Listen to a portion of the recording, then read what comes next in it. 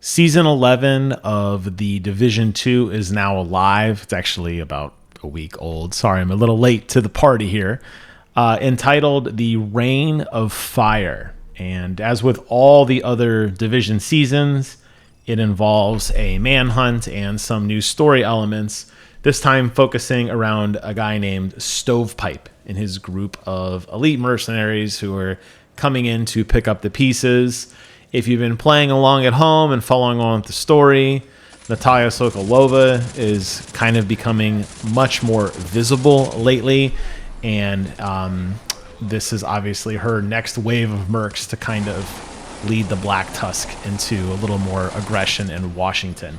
So what I liked about the last season was that I thought they kind of narratively were kind of filling in a little bit more of the pieces of kind of like the big bad. And I know that the Division 2 is kind of one of those games that was semi-abandoned for a while by Ubisoft, but then became prominent again, where they kind of took a little bit of a break and then came back and started adding more content and everything. I think largely because of the new game that's coming out, that free-to-play game. It just didn't really seem to win the hearts and minds of people, at least in the demo. So I think they realized they had a pretty solid fan base with Division 2, and they're like, hey, we're going to go back there. And as somebody who is a huge fan of Division, I'm fine with that. Now it runs at 60 frames a second on PlayStation 5, and it looks great. And I could just keep my character and my gear and just give me more stuff to shoot at, and I am totally fine with that. So as with other manhunts, it's going to involve you doing a bunch of missions in each section of the world, whether it be capturing control points or doing hostage situations. You'll have to do a set number of objectives in each area before you can begin to uncover where the big bad is. And the big bad takes place always at some mission which has been overrun by new troops. The difficulty's usually ratcheted up to like impossible lately. That's one of my big criticisms of at least the last season, which unfortunately carries over to this season. We'll talk about that in a moment. But involves you going through fighting waves and waves and waves of enemies en route to defeating the big bad. And, you know, once you take out all four, then Stovepipe will be available, and then you win, and you wait until the next season. And that's kind of how this has gone for a while with the Division, which is fine. They're not really pushing the envelope, at least in terms of what the gameplay is. I guess the big difference this particular season is you're dealing more with Captain Lewis. A lot of times you used to go talk to kind of Manny, and he would kind of get the ball rolling. But Captain Lewis has taken a little bit more of a role in this, which is fine. And one of the first missions that I had to do was this control point mission where instead of fighting waves of enemies, I actually fought this, like, and I've seen them before. It's been a while, though, but one of those flying, like, helicopter kind of, almost like a flying hover pad, kind of like a stealth bomber type looking thing. And it was really bullet spongy, and that's when I realized, okay, we are back to that challenging difficulty. And, you know, I've been playing this game for a long time. I mean, I'm not going to sit here and tell you I am the most grinded out player. I mean, you look in the upper right corner of the screen, I'm sitting at level 78. The guy in my party is well past that, and we'll actually get another member here soon because I'm constantly trying to build up the party. I want more and more people to participate with me, make this a lot easier. I do get carried quite a bit, even despite playing and getting exotic weapons and starting to work on my proficiencies and trying to get some of the better attachments for pieces of gear. I really feel kind of out of my element, and I don't understand why these manhunts are instantly just tuned to that challenging difficulty, but they remain so. And unfortunately, that does make it a little bit harder for somebody like me who is somewhat more of a casual. If you are just picking this game up again and you're like, oh, I want to go do the manhunt, well, good luck, because it gets very, very, very intense very quickly with really no way to drop that difficulty down. I know that a lot of people who have played this game are looking for more advanced content, and obviously the higher the difficulty you go, better chance of dropping exotic pieces of gear or, you know, potentially better rolls or at least more pieces of gear. There's definitely a reward there for people who are willing to kind of put up with some of those almost one-shot kill mechanics, honestly, especially towards the end. Some of these guys with these grenade launchers that just seemingly hit you from nowhere, and you're just dead. Even in cover, you're just dead. That's the way it is. But I wish there was still that middle ground for people like me who do enjoy the game, are actively looking forward to the new season, grinding out a little bit of the season pass, getting some of the cooler, vanity items, or trying a chance at some of the better pieces of gear. But good luck, like I said, if you're new. And that unfortunately remains. So what you're looking at here is the first operative that I decided to take down, Chunks. It's funny because, they build up a little bit of a story, kind of how they do it in the past, where those first few missions that you'll partake on to kind of unearth where this person is, they'll do a little bit of like data recordings. You'll get to hear bits and pieces of conversation that this guy had with his leadership. In this case, most of his conversations were surprisingly not with Stovepipe, but they're actually with Sokolova herself, which I thought was kind of interesting. That this guy was basically going right up the chain to like the big queen of it all, not like his immediate war supervisor or whatever you want to call it. But he seemed to be quite a bit of a warrior. He talks a lot about making sure things are okay, and obviously, for him, they're not going to be. But you'll see, I do get knocked, and I actually died before I came here with a separate group, and these other two teammates that I am playing with are absolutely just blowing through the content, and I wanted to spend a little more time exploring this area. There looked like there was a couple of places where there was maybe some locked cages with some of those power junctions where you could like shoot the door to get different pieces of treasure and gear.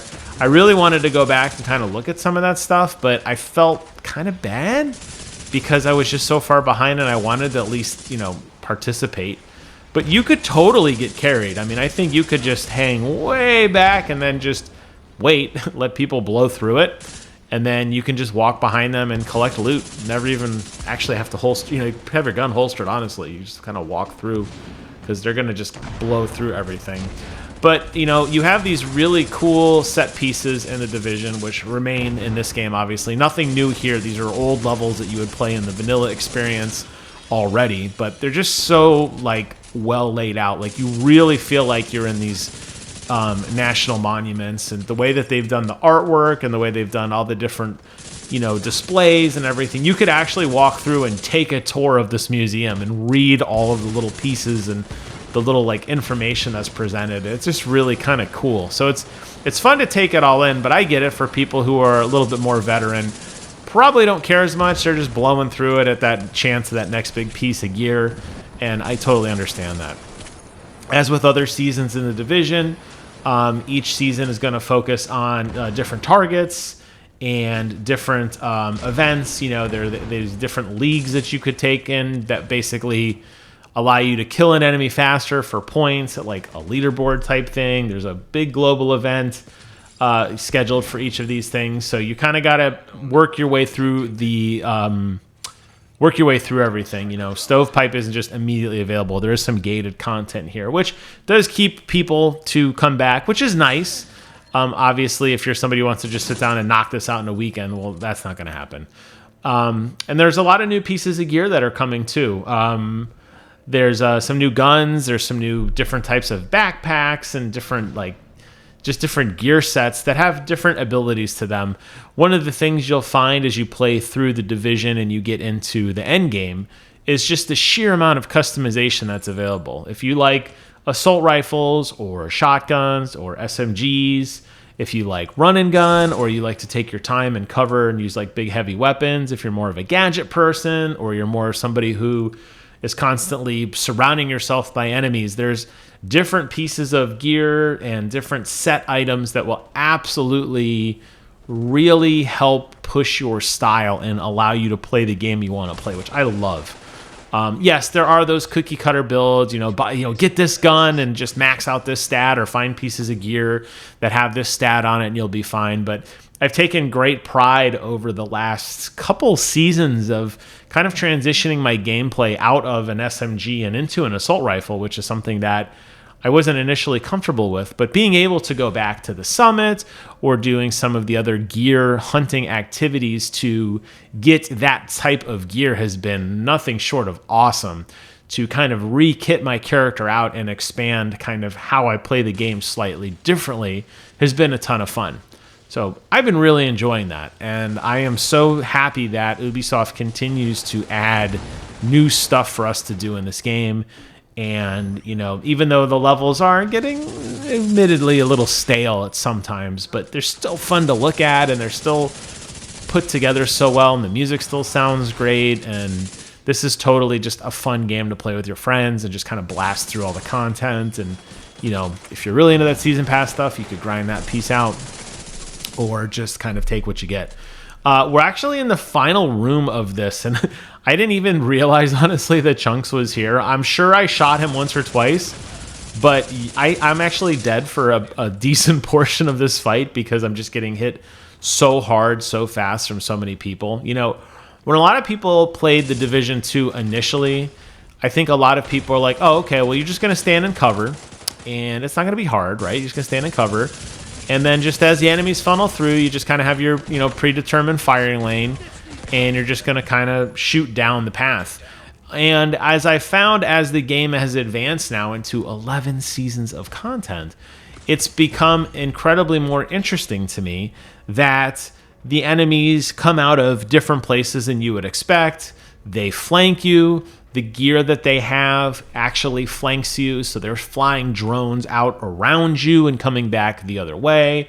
There are different traps that are set up and natural choke points that they have that are being used against you. So it's not as simple as just the way I think a lot of people thought it was.